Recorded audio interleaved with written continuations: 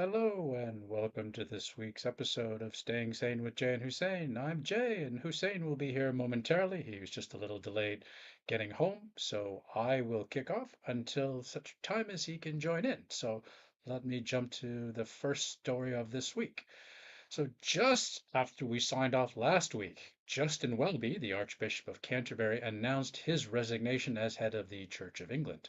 As I mentioned in last week's news, there was a damning report about a prolific and violent abuser within the Church of England who escaped justice.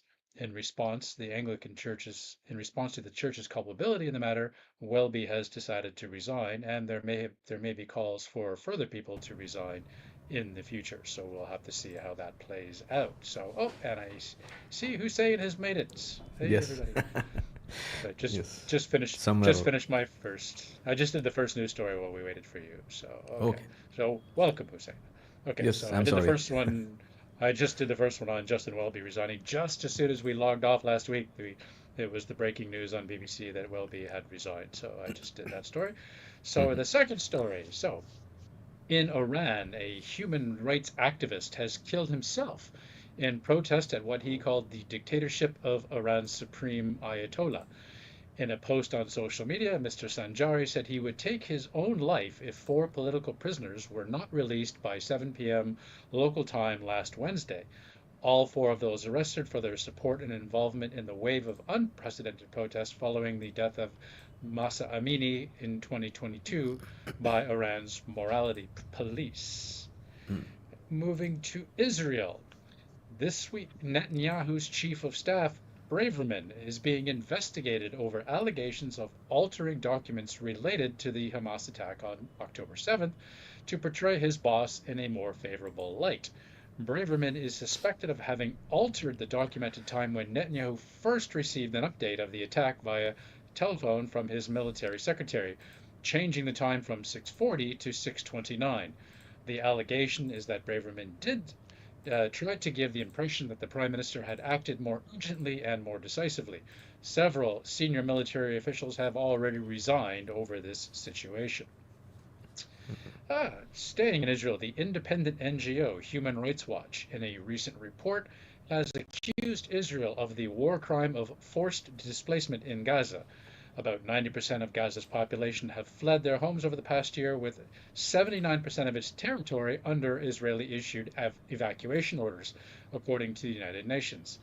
The HRW report says this amounts to, quote, forcible transfer, and that, quote, evidence shows it has been systemic and part of a state policy, end quote. It also says Israeli actions appear to, quote, meet the definition of ethnic cleansing. Israel, Mhm. however, said the report is, quote, completely false and detached from reality, which is their standard narrative anytime anybody criticizes them. And contrary to claims in the HRW report, Israel's efforts are directed solely at dismantling Hamas's terror capabilities and not at the people of Gaza. Well, we'll leave that for other people to decide just how truthful they're being.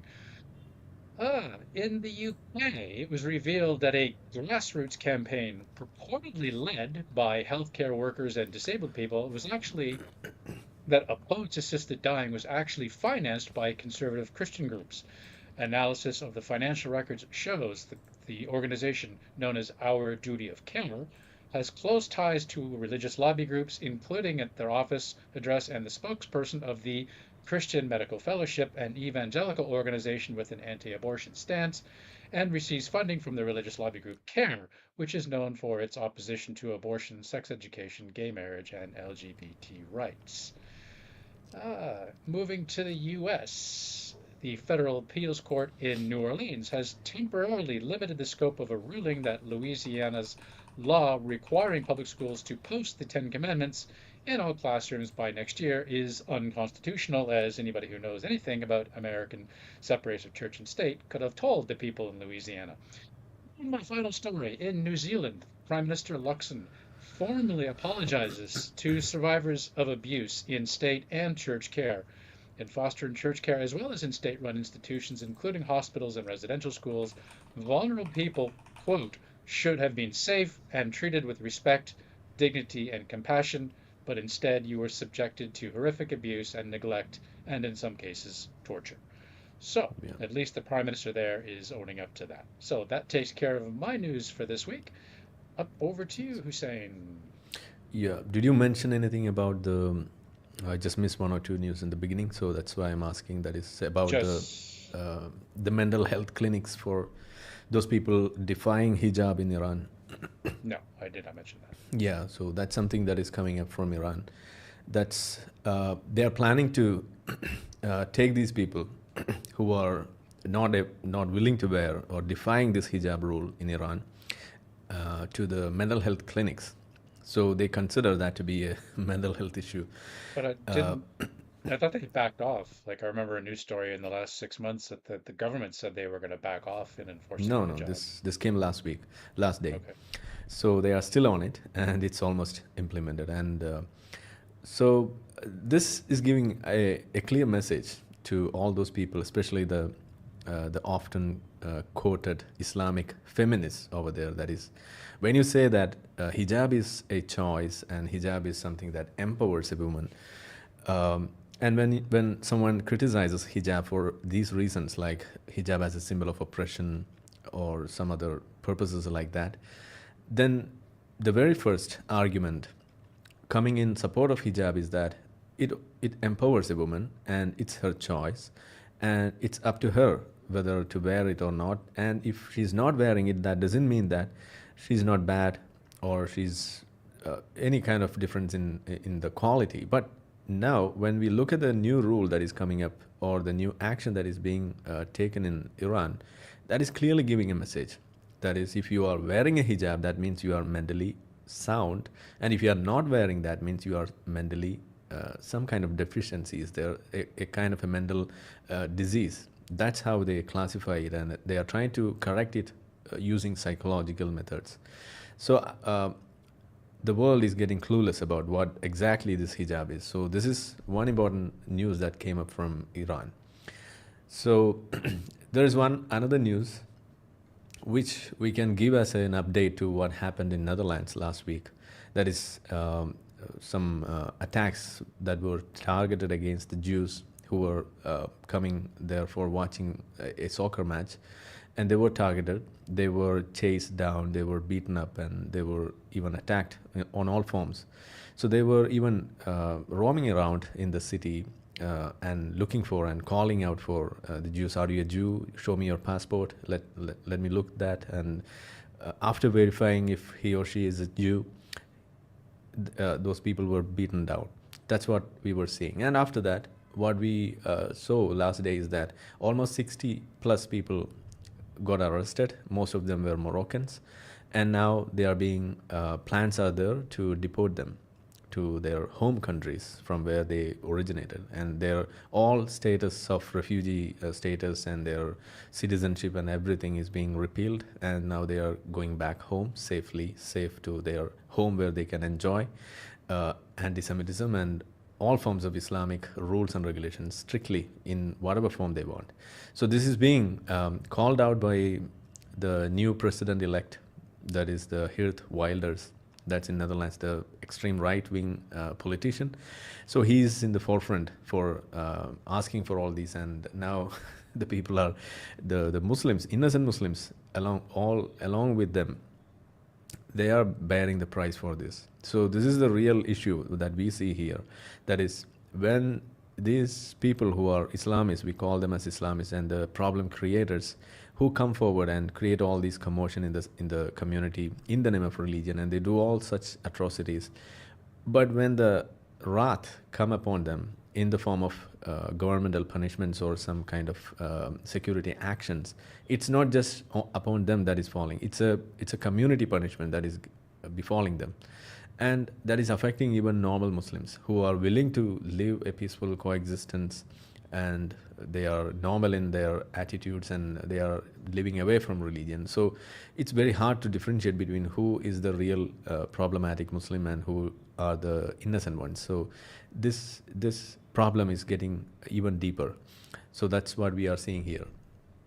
And we have some other news that's from US. I don't know whether you mentioned it or not. That's about the plans by Trump to call for an emergency and to deport all those illegal immigrants. And he's also saying that all those who are uh, legally permissible to stay in US, they will be permitted, and the processes for that will be eased for the genuine people to stay back in the country. Otherwise, they will be thrown out of the country. That's how they are seeing that. So, for completing this mission, he's planning to even implement a emergency situation. That is what we are seeing here, and he yesterday confirmed such a plan. That's what we got as a news from yesterday. So this is another one, and later on we have some other random attacks that happened in terrorist attack that happened in Pakistan again. Every week, you might be wondering, every week, the first thing that I look for the news items on the Google is that just type Pakistan and go for the news section. You will find at least one attack that happened in Pakistan and Afghanistan in that border area. So even this week, I'm not disappointed because we are having a few news from that area as well. There are some terrorist attacks happening over there.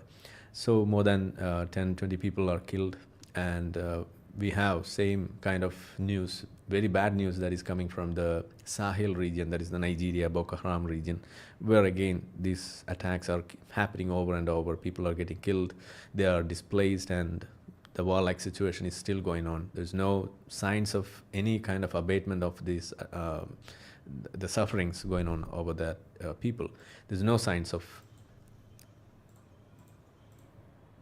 there's no signs of any kind of a relief for them. So this is what we are seeing here. And one news from Australia is that a pro-Palestine protest outside mayor's Christmas window cancelled after backlash. This is something that came up from Australia. And I don't think we had made a lot of news from Australia other than the stabbing attacks and other things. So this is something new that is coming from there. That is, this is the Christmas month that is coming up, and this outlet of this shopping giant, that is the mayor's, they have a Christmas window specifically for the children that they come up in Melbourne. So this time, when they had that plan to open that, some of the pro-Palestine protesters, they gave a call for a protest in front of that.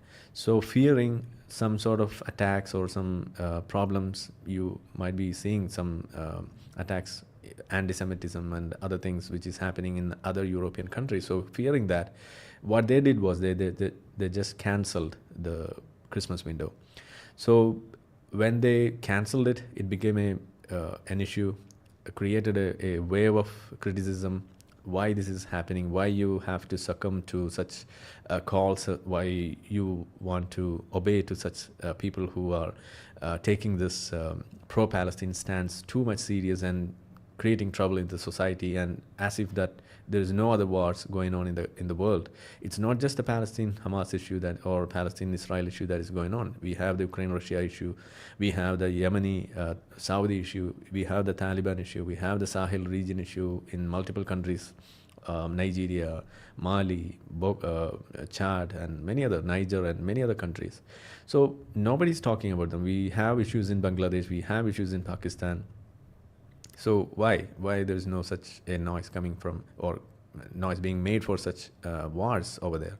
So people started asking about that. And then what happened lately is that the protesters, they canceled their protest. So now come the third event, that is, even after canceling the protest, the mayors, they just kept their original plan of canceling the event or canceling that window.